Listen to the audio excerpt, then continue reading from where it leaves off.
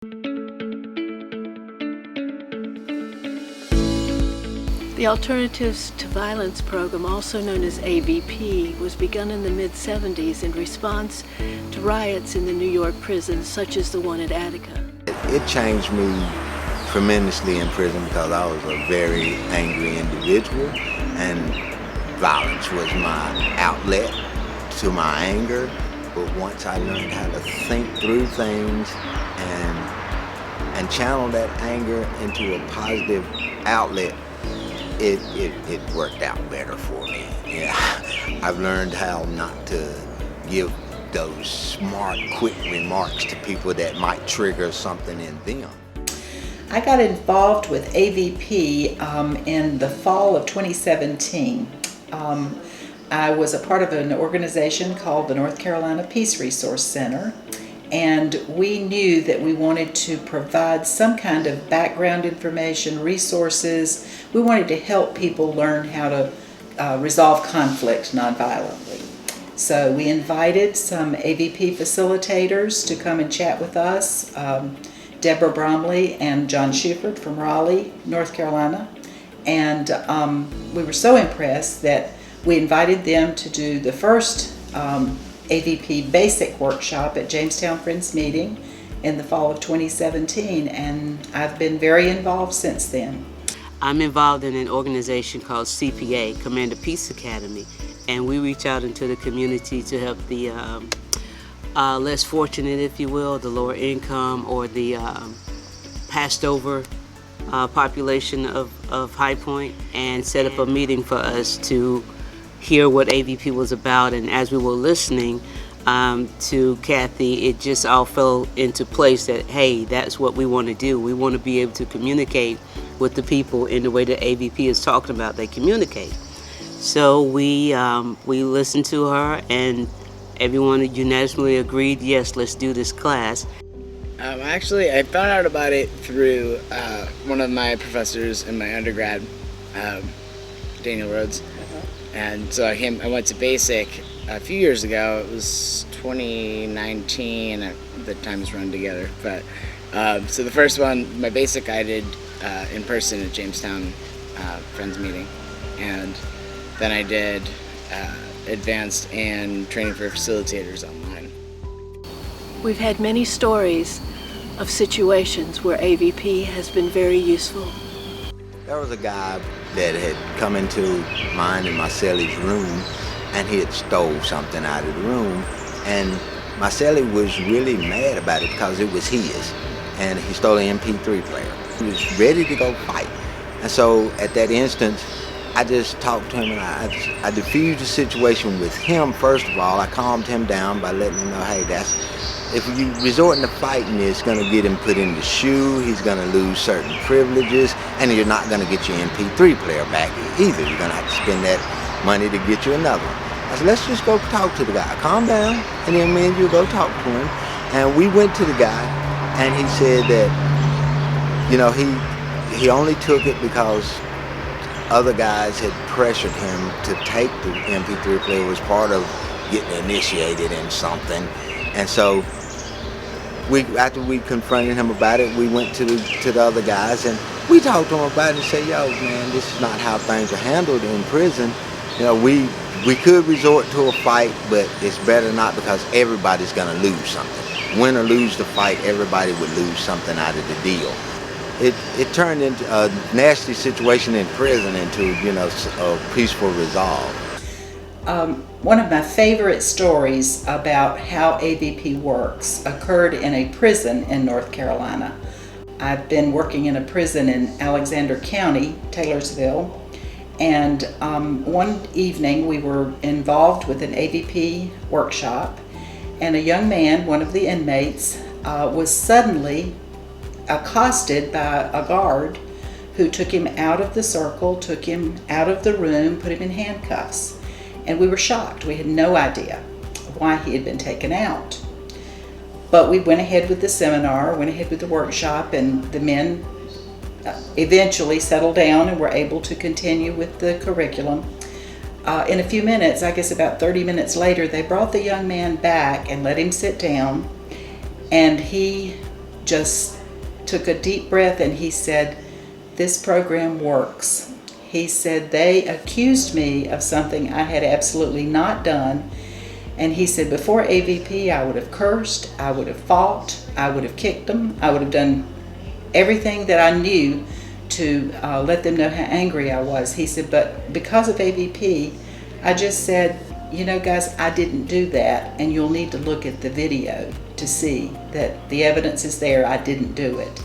And they did, and then they brought him back, and he was able to finish the workshop. So that's one of my favorite stories. And the thing about AVP is it just kind of brought to the forefront some things that we do in our regular life, or I do in my regular life, and I didn't know that it had a name or a title to it, especially some of the Transforming Power guidelines. I've been using that, but not knowing that it had a distinction, if you will. But being able to handle conflict type situations in a non-violent way or a non-offensive way to the other person, it happens quite often. One thing that I recognize that I do on a regular basis because of where my job is to talk with people with a calming voice when they are in a hyper tense situation and I have to communicate with them. I try to slow it down, slow the conversation down, look them in the eye and pay attention to them, let them talk to me, and then I respond to what they're saying. So I learned in AVP that is one of the guidelines for Transforming Power. And I was like, wow. When I recognized it later, I said, okay, so this is good. So this is where I should be, so that I know that what I'm doing is actually a thing. It's not just a TISA thing. So that's one of the biggest things, to treat people with respect so that they see that you're treating them with respect. You know, so I drive a truck and I've done construction and I was in the military, and like all of these things feel very like separate from what I'm doing now in social work and AVP and all of that. But it's helpful even in those settings. And I think, you know, to have that like gamut of experience where I often work with people who are like, "What do you mean? You're like sitting around talking about feelings and stuff?" And I'm like, "You have no idea. Like, I use this stuff on you all the time." The program is made up of exercises that help the individuals participating learn more about themselves. It gives them alternatives, a transforming power to settle conflicts in a different way. And it doesn't matter if you're someone who's like recently incarcerated or is currently incarcerated, or if you're a housewife, or if you're a student, or if you're actively employed or unemployed, but when we come together and we go through these exercises, you really feel connected to these people regardless, and you would never, you know, if you ran into each other at the grocery store, you might not think that you have so much in common, but you really do. My favorite exercise is the one that we do on the very first evening when we are forming community, and it's called concentric circles. Very simple. We divide the group into two separate groups. One group sits on an outer circle, one group sits on an inner circle facing the people on the outer side. And we give them prompts, very simple prompts. The first one we give them is describe a positive memory you have from your childhood. And we give them about 2 minutes to chat with each other. Actually, we ask the listener only to listen while the other person talks. And then they switch places and the other person speaks. After we have done that on Friday evening, we have formed community, because the prompts go from very simple things to more deep things like, how did your family handle conflict when you were growing up?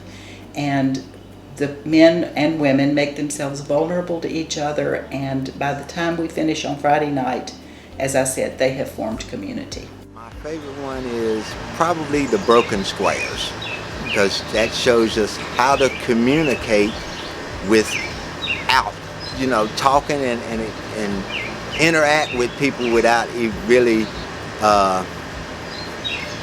talking to one another, but we can see how each other interacts and what another person may need, and we can offer that help. The program has grown. It still is in the prisons, but also it's in communities, industry, schools, and takes these same principles and presents them wherever they are asked. But when you learn those skills and how to address those issues and sort of like find a way to meet in the middle, I think it can be incredibly helpful. I actually like the transition of doing AVP workshops online. It's more convenient for the participants and the facilitators. They don't have to leave their home. They don't have to add an extra time to what their day is being interrupted for. You know, sometimes you may have to drive to a physical location, but with Zoom, you just have to get your internet service to cooperate. Light and livelies are great.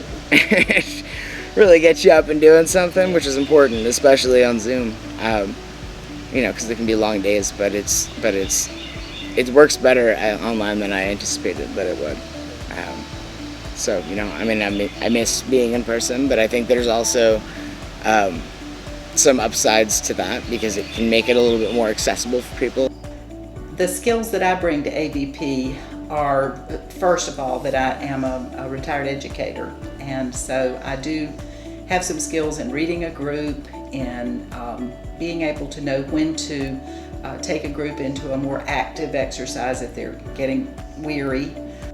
You know, when we talk about the things that we're scared of, that we're afraid, you know, that make us nervous, or things that we're proud of, or things, or relationship issues, or family issues, or just so many things, they're really the same at the core.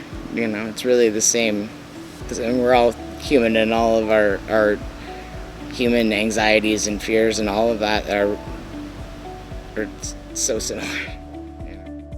But also, I bring this skill, I guess, and maybe it's more of an attitude than a skill, that I'm a Quaker, and I truly believe that there's that of God in everyone. And since I bring that to every session, I think that people respond strongly or respond in a positive way. It's not about offering the advice, it's about letting a person get what's on their chest off their chest. And if they have somebody that just will listen to them instead of always trying to offer them advice about how they would handle it, things get solved a little better for that person. That regardless of how one enters into AVP, and if you're going to go through the whole process and do basic and do advanced, or try to be a facilitator, or if you just go to one, I think that it can be wildly valuable, you know, in your own relationships, in the ways that you interact with others, in the ways that you interact with strangers. You know, I think there's always something to gain.